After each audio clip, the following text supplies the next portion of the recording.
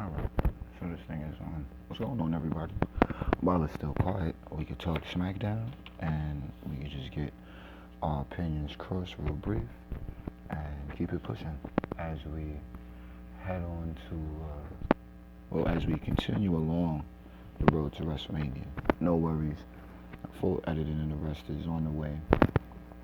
It's just along the road, so be patient with me as we're all patient with WWE.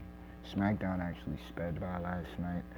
Somewhat of a convoluted mess those matches were, but again, I do see the angle of trying to be a little more creative and engaging as far as making the matches go and, just flowing the night so far as segments go, but whatever.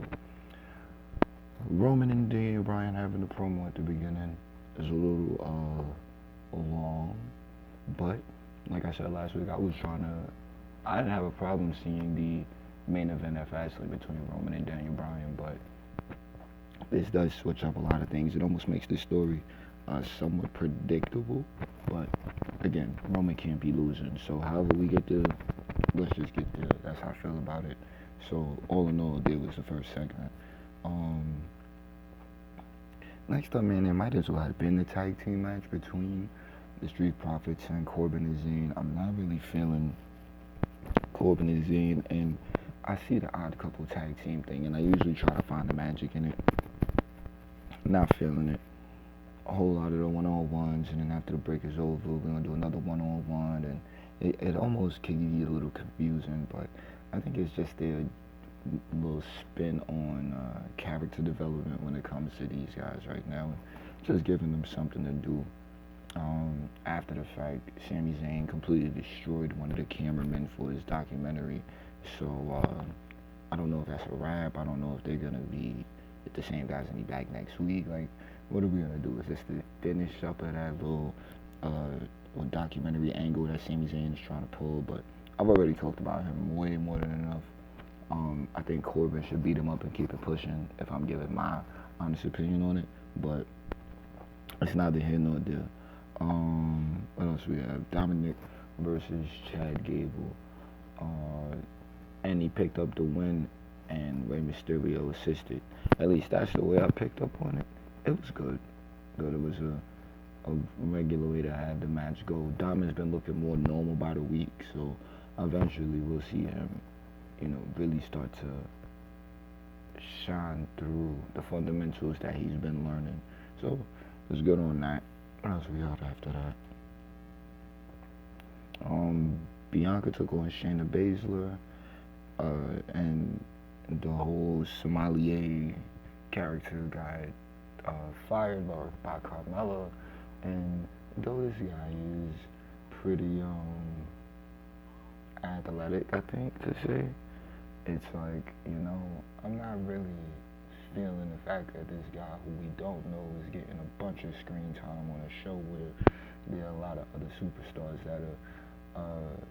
that could be on the up and up getting the same character development. Like, who is this guy and why isn't Carmelo on TV at this point? Like, that's just how I feel about it. So get him out of here. No disrespect to him. No, he's fine as far as the athleticism goes, but in my opinion, I think he's just a blemish on the women's division right now. It's not helping. It's not making the women's division any more appealing. It's almost making me want to turn off the television. Let's move forward from that. Even though that's not what's gonna happen. I'm just not trying to see Reginald. I'd rather the ladies get over on their own than having some cat steal up all the screen time.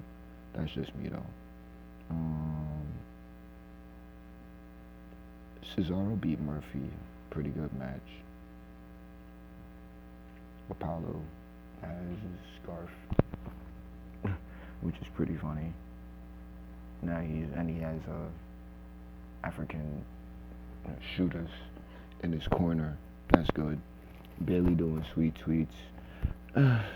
No. And then Daniel Bryan and Jey Uso in a cage for the Fastlane. And Daniel Bryan wins, standing up top by the end of the show. It was good. I had a big giant paragraph here, and I'm not really gonna get into it, but it does have a lot to say with the casual fan base and why I think the 50-50 format, along with constantly trying to explain what matches mean and walking new fans through, is a major detriment to the product and has been. But let's just take time. Let's continue going week to week, and we'll be able to delve into it more as creative continues to show us how much it doesn't really do the long term planning. It's more of a week to week thing, or dare I say, show to show, you know. But that's neither here nor there. 2 hour show. It was fine. That was SmackDown. This is Neon. Catch y'all next week. Peace.